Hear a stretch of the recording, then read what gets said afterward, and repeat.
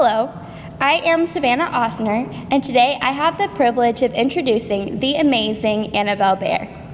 While it may have taken our class a little while to understand that Annabelle's last name does not, in fact, have anything at all to do with bears, we soon realized that she would be such an integral part of the class of 2017.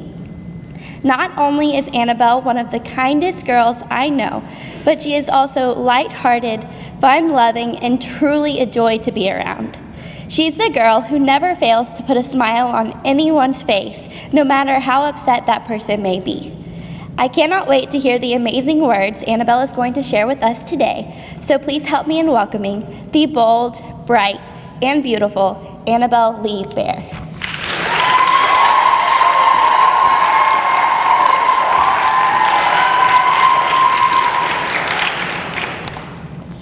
I love words. I love to talk. I love conversations.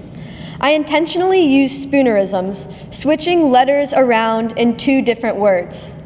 For example, at my house, we don't order takeout Chinese food, we order Finese chewed. I love constructing words into elaborate sentences and silly phrases. In fact, I am notorious in many social circles for telling stories that are too long. These wordy stories are so prominent in my life that now any story that exceeds the desired length of the listeners is labeled as an Annabelle story by my friends. The strange and unique way that I often construct words and sentences is a large part of how I interact with other people. Talking is usually how I make connections with people, and talking is how I maintain connections with people, whether it is talking to the people I see every day or FaceTiming friends who live in other states.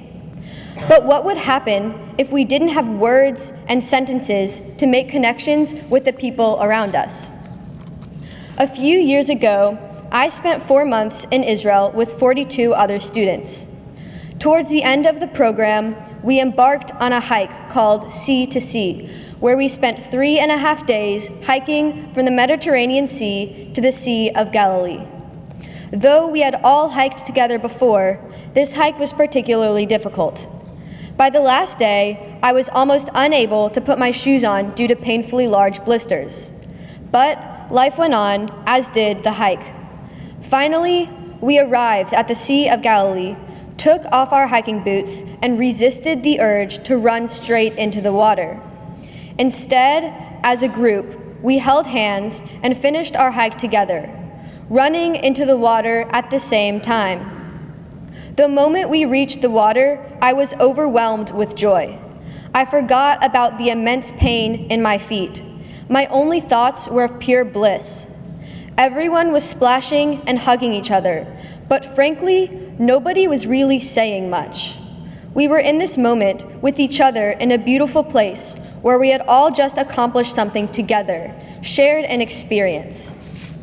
The words I just used to describe the joy that I felt truly did not do the moment justice. It was more than just people having fun at a beach.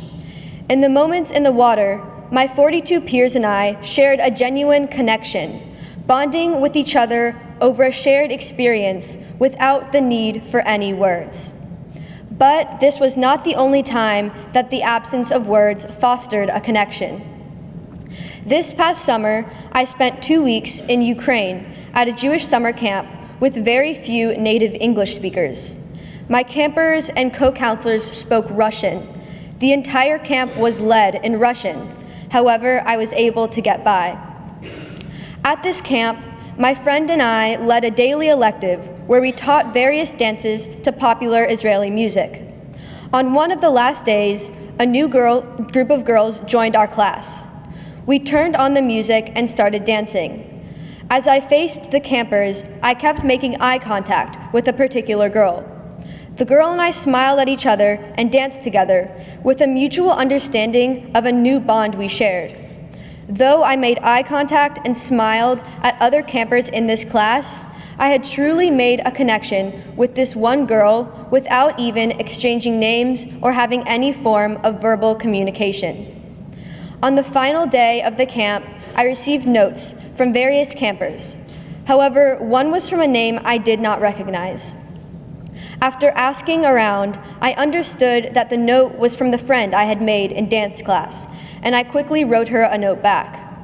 As soon as she received my note, we made eye contact, and she ran to me and cried on my shoulder at the thought of leaving. Though both of the notes, due to our language barrier, contained no more than a few words in languages we respectively barely understood, we understood each other. We did not share a common language or culture, but we were friends.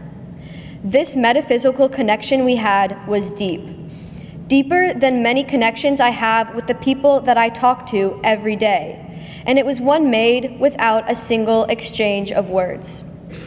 This type of connection is a phenomenon. These experiences were special. Though I love the knowledge and treasures and humor that words can hold, I have learned to open my eyes to the connections that exist beyond words. Be aware of these phenomena. Don't miss them.